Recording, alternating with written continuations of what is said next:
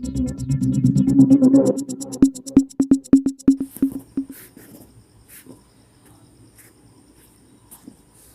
उत्तराखंड में हरियाणा पुलिस ने नदन्ना नहर से युवती का सिर कटा धड़ बरामद किया। उत्तराखंड के जनपद उधम सिंह नगर में भारत नेपाल सीमा से सटे खटीमा क्षेत्र में युवती की सर कटी लाश मिलने से इलाके में हड़कंप मच गया। प्राप्त जानकारी के मुताबिक विवाह में बाधा बन रही प्रेमिका की प्रेमी ने धारदार हथियार से गला रेत कर हत्या की है। पुलिस ने युवती का धड़ बरामद कर लिया है, जबकि सिर अभी तक नहीं मिला है। युवती की गुमशुदगी हरियाणा में दर्ज हुई थी। हरियाणा पुलिस मामले की जांच करते हुए यहां तक पहुंची और हत्यारे की निशानदेही पर शव बरामद किया। जानकारी के अनुसार सितारगंज के ग्राम गौरी खेड़ा निवासी 25 वर्षीय मुस्ताक अहमद पुत्र अली अहमद की बंगाली कॉलोनी नानक मत्ता निवासी 32 वर्षीय पूजा विश्वास से रुद्रपुर रोडवेज स्टेशन में हरियाणा जाते वक्त मुलाकात हुई थी, जहां से दोनों में प्रेम प्रसंग हो गया। पूजा अपनी बहन के साथ हरियाणा में स्पा सेंटर में काम करती थी। दोनों में प्रेम प्रसंग होने के बाद वो गुड़गांव हरियाणा चले गए और लिव इन रिलेशनशिप में रहने लगे। वहीं मुस्ताक कैब चलाने लगा।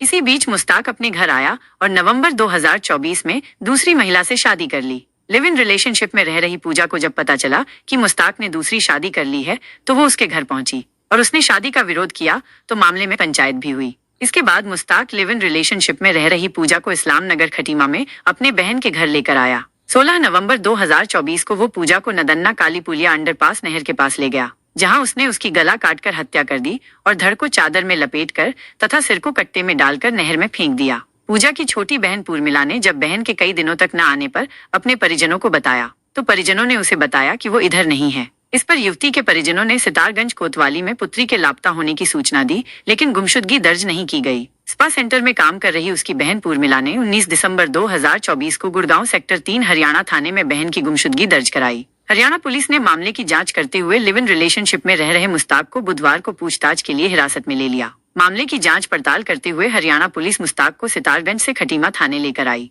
जहां मुस्ताक की निशानदेही पर चादर में लिपटी सिरकटी पूजा की लाश बरामद हुई। कट्टे में बांधकर फेंके गए सिर की पुलिस ने काफी तलाश की, लेकिन सिर बरामद नहीं हो पाया। मृतका पूजा विश्वास के भाई सुभाष ने शव की शिनाख्त दुपट्टे से की। पुलिस ने सिर कटे धड़ को कब्जे में लेकर उच्च स्तरीय पोस्टमार्टम जांच के लिए हल्द्वानी सुशीला तिवारी अस्पताल भेज दिया है। वहीं इस पूरे प्रकरण में मृतक पूजा की बहन पूर्मिला के द्वारा पुलिस पर लापरवाही बरतने का आरोप लगाया जा रहा है। साथ ही उसकी बहन की हत्या करने वाले आरोपी मुस्ताक एवं उसके परिजनों को सजा देने की मांग की जा रही है। मेरी बहन 16 नवंबर 2024 से मिसिंग है। उसके हमें सूचना मिली है जब कि बहुत टाइम से वो कांटेक्ट में किसी के नहीं आ रही है, तो उसे हमने कांटेक्ट करने की कोशिश की, लेकिन उसका कुछ भी हमें नहीं पता चला। उसके बाद मुझे शक हुआ कि शायद कुछ हुआ है उसके साथ। उसके बाद जब मैंने छानबीन के दौरान हमें ये पता चला वो एक लड़का है मुस्ताक अहमद, उसके साथ वो रह रही थी। पर उसने पहले अपने आप को हिंदू बताया हुआ था मेरी बहन को कि मैं हिंदू हूँ, और हमें भी ये पता था कि वो हिंदू है। ये तो बाद में हमें पता चला कि वो मुस्लिम है। उसके बाद हमने कंप्लेंट कराने की कोशिश की वहाँ गुड़गांव हरियाणा में सेक्टर 5 में। फिर वहाँ से छानबीन के बाद हमें पता चला कि वो 10-15 दिन से सितारगंज में रह रहे थे। फिर हम सितारगंज थाने में कंप्लेंट करवाने गए, लेकिन वहाँ हमारी किसी ने कोई कंप्लेंट नहीं की। 2 बार गए और वो उन्हीं को ही धमका रहे थे कि तुम्हें हम अंदर कर देंगे, लेकिन उन्होंने हमारी कोई भी नहीं सुनी। फिर उसके बाद मैं हरियाणा पुलिस में गई, वहाँ रिक्वेस्ट की, सर आप मेरी हालात समझिए, वो मिसिंग है, इतने दिन हो गए हैं, उसको प्लीज़ ढूंढ के दीजिए। तब मेरा FIR वहाँ पे लिखाया गया है। अपने जीजा जी उसके बाद मेरे भैया और जीजा जी को मैंने फिर थाने भिजवाया।